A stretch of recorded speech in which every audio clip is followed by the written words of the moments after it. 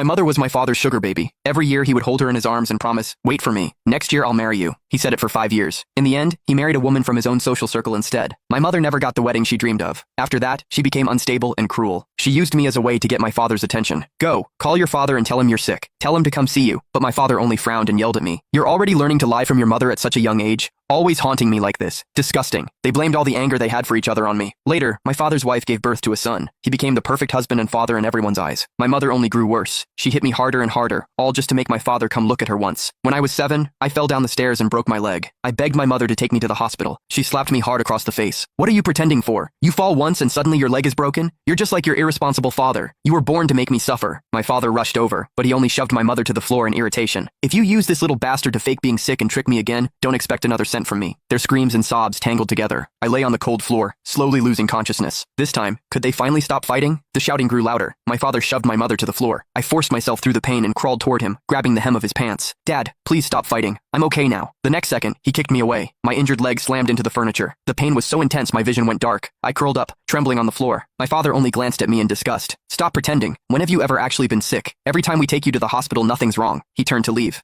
My mother grabbed him with both hands. "What is that supposed to mean? He's your son too. You're really going to walk away and leave him?" My father yanked himself free. "You've taught this kid to do nothing but lie. He's exactly like you. Disgusting." My mother froze, a wild look flickering in her eyes. "Exactly like me? Weren't you the one who lied first? You kept saying you were going to marry me. If you hadn't promised me that, I never would have given birth to this child. Since you don't care about him, I won't either." My father shook his head indifferently. "Fine by me. I don't want him anyway." My heart clenched. Dragging my leg, I crawled back to him. "Dad, please want me. I'll be good. I don't eat much. I won't cause any trouble." For once, my father looked down at me. Maybe I looked too pitiful, or too much like him. For a moment, a trace of pity flickered in his eyes. He rubbed my head. "Don't learn from your mother anymore, but I have to go home and cook something nice for your little brother today. I can't stay with you." Before I could speak, he left. My mother collapsed on the floor, sobbing. When she finally stood up, she looked at me once, and walked away without hesitation. "Since even you can't make your father stay, you're useless to me too," she muttered. My instinct to survive made me want to grab her, but seeing her walk away without looking back, I lowered my hand in despair. The pain in my leg grew worse, tears streaming down my face, blurring my mind until I lost consciousness. "It hurt so much, Dad. I really wasn't lying to you." Slowly, the pain vanished. I tried to move my leg. To my shock, it actually moved.